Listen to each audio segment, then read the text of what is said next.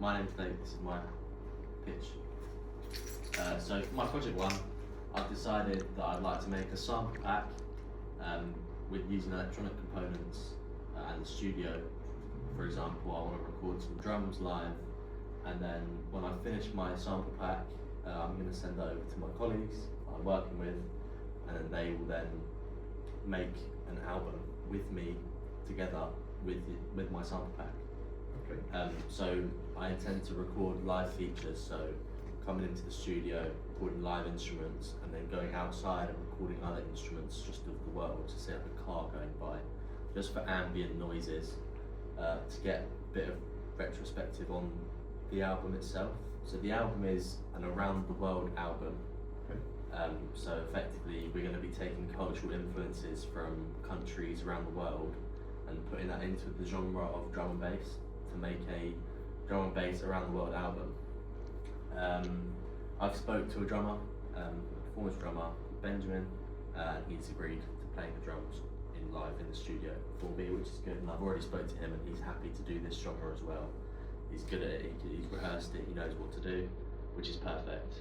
I want to use the studio with all of the recording techniques that I can, so I'd like to use the studio booth, the other booth, and then some of just the equipment.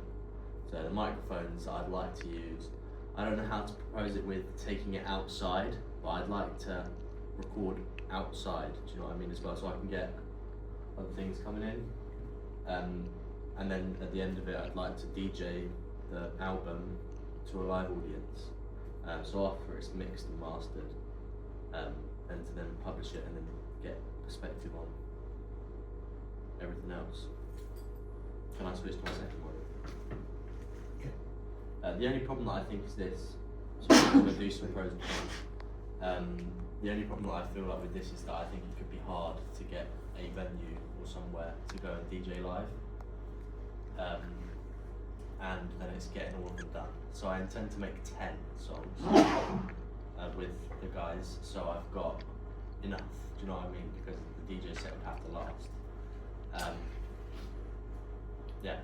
So is this the one that you're going for, or is This is the one that I'm going for, yeah. Okay, so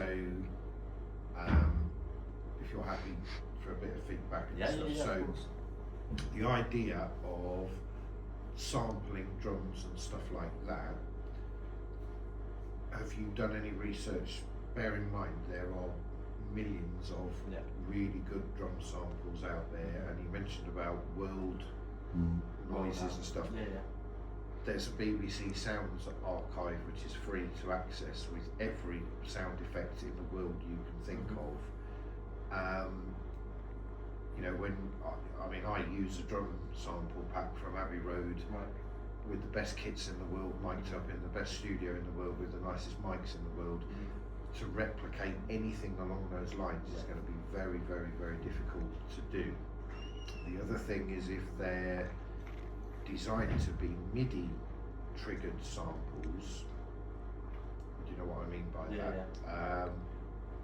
When they do that in the professional world, they actually use robotic arms that will hit a drum at 1 and then 2 and then 3, and then it'll get progressively louder up to a snare drum being hit, so that when you press a key or you play a MIDI drum kit, depending on how hard you hit it, depends on which one it triggers. So it's incredibly difficult to do that to that kind of standard, and very time consuming and all the rest of it. That said, if you're doing it as a sort of audio loop stuff to use, that obviously makes life a lot easier. But you're stuck with the sound of our drums, and you might have to do quite a lot of tweaking. So there's an awful lot of work. You know, recording a drum loop is one thing. I think there'll be an awful lot of editing you're going to have to do. I just bought a plugin that can help me with that. So it's called an Amigo Sampler. Right. So it's a early 90s like jungle house sampler, and it cuts everything up. And then you can then create a MIDI pattern. So instead of you having to press keys on it and being a bit out, it then tracks to the pattern, so you can keep it in a time with the mouse. Okay. also then it's varied. It's not the same thing looping over and over again. It chops it up into completely different parts. Yeah. Okay. I mean, apart from that, obviously, you know, then putting an album or a track together using all those loops. So you've set quite a big task, because obviously your first thing is getting hold of all those loops and samples. Yeah. Then it's almost like you've then got to start the project of writing the tune and everything, and then you've got then the performing of that tune. So I would probably go, you know, the performance bit at the end is the nice to have, but not a definite, you know, otherwise you're going to spread yourself. I'm not saying you can't do it, and you know, if you can get all of that done, that's distinction every day, you know, all day long, but there's a lot of work there. And again, it's up to you, you know, you're in charge of your project, but that's a, you know, that's a really good technological project with a bit of then studio looping and producing and stuff, and then an actual performance. So you've kind of embodied all three elements of everything, which is really good. So I like that. Okay, perfect. Am I okay to switch to my second? Yeah, let's go for it. Yeah. Alright, so my second one's a little bit different. So I intend to record 2000 rock covers. So it could be completely off genre. I thought I'd just switch it up completely. So I'd like to use the studio to make or to remake songs that have already been made before. Okay. In the 2000s rock genre. I think 3 to 4 is an okay amount in the time. So I spoke to Ryan, and Ryan was like, because I initially said 6, and he was like, no way. So 3 to 4 is my ideal aim. 4 is if I can completely get it, and if I have time. Even 4, trust me, historically, you know. The only problem that I'm facing is that I don't want to work on all of them at the same time, because then I feel like some will be unbalanced. So I'd want to go through each of them. That's why I've done 3 to 4, not a single digit, because I've got a bit of lineage on if I couldn't make 4, then I can make 3, and that's set in stone. I'm working with Casey. So Casey's he's got a very grungy vocal singing. I get on well with him, and I think that in a studio base we both have studio knowledge. So I could record him singing, he could record me playing guitar, and we could swap over. The only problem with that I face is that if we're recording everything individually, we're going to have to then stitch it all together at the end, and then the problem is if it's in time or if it's not in time, we're going to have to do the whole thing again. So you play all the instruments between the two? All the instruments, Right, so I'd like to use that. I predominantly go around drums and bass. Could just give it a go, try and see how to go. And then so Casey's a singer, guitarist, all that. So I think that we could work together, and we could work dynamically and effectively together, because there's a small amount of us. There's just 2 of us. So it's very it's direct and to the point that we need to crack on. Do you know what I mean? So we can get stuff done. I just put an equipment on there because I didn't know whether or not you wanted to know what on there. But I mean, so the obvious kind of pro to that is the fact you just said it. The 2 of you, you're very much in charge of what's going on. There's less cooks to spoil the broth, as the saying goes. However, the downside of that is with multi-tracking is you're going to have to properly guide track each song with the layout format. So again, there's a lot of pre-production work to do that, and multi-tracking, whilst you will get a much cleaner recording because everything's individually mic'd and recorded, it can sound very disjointed because you haven't got a band actually playing or grooving together, and so it's not insurmountable. You could guide track a vocal and a guitar, and then between you play the bass and drums together, or you know, but 3 songs is ambitious, and I'll tell you that now. Everybody thinks we're dead easy. We'll come in, we'll record, and then you know, but you've got to remember we're about to turn a corner where every single person is going to be fighting for this space. It hasn't started yet, but when it does, you're going to be really, you know, up against the clock, and at the same time you won't be allowed to book it for like, can I have it for 3 weeks so I can get my project done? That's not fair. Right, yeah. So it'll be a day here and a day, and it's a lot of planning of using this space effectively, correctly yeah. and effectively, because you'd be amazed how many people pile in here and they haven't even learned the song that they're recording. And it's like, but now you're eating into recording time, so it needs a lot of planning.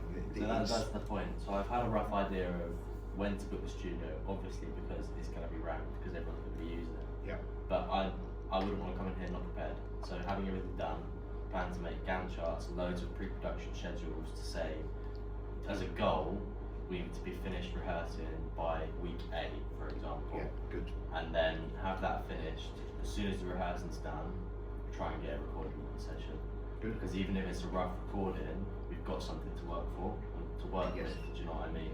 And you've got to remember as well, this whole exam is not about finished recording, it's about the process. So even if your recording is really sketchy and dodgy and you haven't produced it to the standard you would have liked to, the exam board are not really interested in that anyway. This is about you proving that you've problem solved all the way along, you've been prepared, you've planned for this, you've done all of those things, and you've preempted things that could go wrong. Obviously, you're never going to preempt everything that goes wrong, but there's a lot of work involved.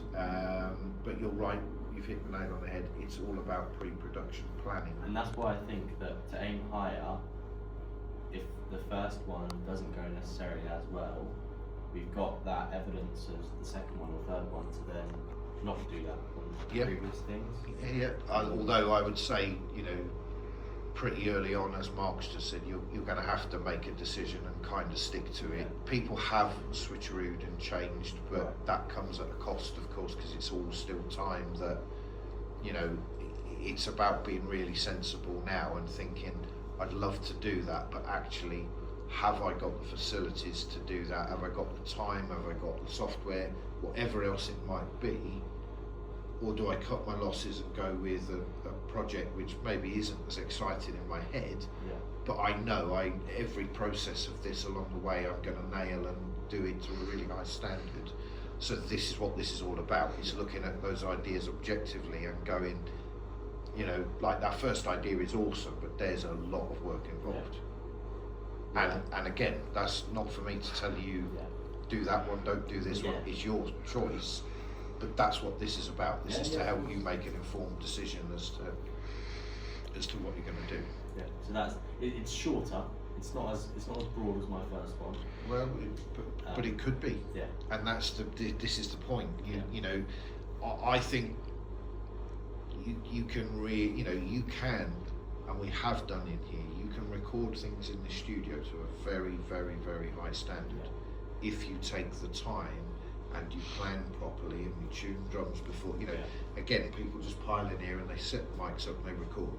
They haven't thought about do the drums actually suit that recording we're doing? Do they need retuning? Do they need moving out into the big room where they sound a bit nicer? Or all of those things, so you can, and you can evidence that all the way along. So there's a lot more to just. That sounds very simple. We're just going to record 3 to 4 covers. Yeah. Well, I'm going to research into each individual song. Yeah. Studio techniques, production techniques, After Effects, post effects, to get everything right. Yeah. If there's a specific guitar tone or a specific amp that I can experiment to replicate. And you know what? In the same way we're doing it over in Performing Arts at the minute, they're designing sets and costumes and stuff, and they're all watching the West End version of a performance, and it's like, no, you learn more by watching an amateur version of it. Like, how did they get round not having the money to do that? Or how did they... So actually, you're right, you research how they recorded the original song, but then you find as many cover versions of that where someone's filmed a band playing it and go, well, okay, he didn't have a £500,000 drum kit, but actually he got a really good sound by doing that. So you're right, you can make that research massive. Which is good, because the second proposal has actually given me a load of stemming research that I can go into. Yeah. And there's so much of it, so I can go into A, B, or whatever. There's loads that I can dive down into. Yeah. Which is useful, because then I'll never run out. Yeah, and that,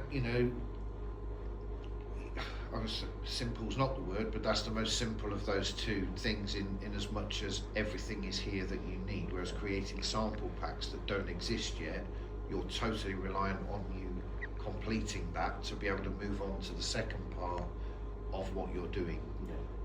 So yeah, okay.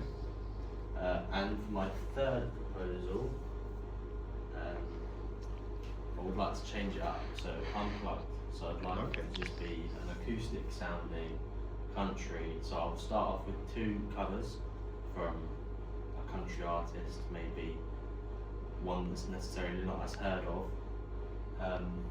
And then I'd like to put it into my own way, and from the research of the songs and how they were made, create my own original in the same genre.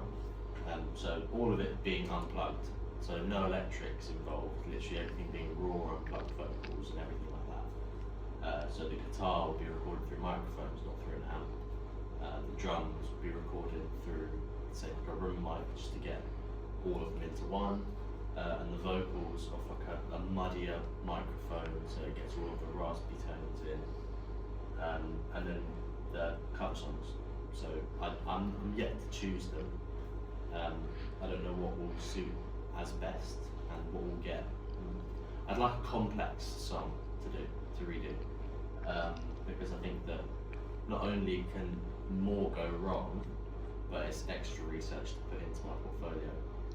Because if I research, for example, the type of drums used, how they're tuned, or the guitar is in like an irregular tuning to standard, and then learning how to play the guitar in that tuning in the way it's played, then I think that could add quite a lot of detail into it.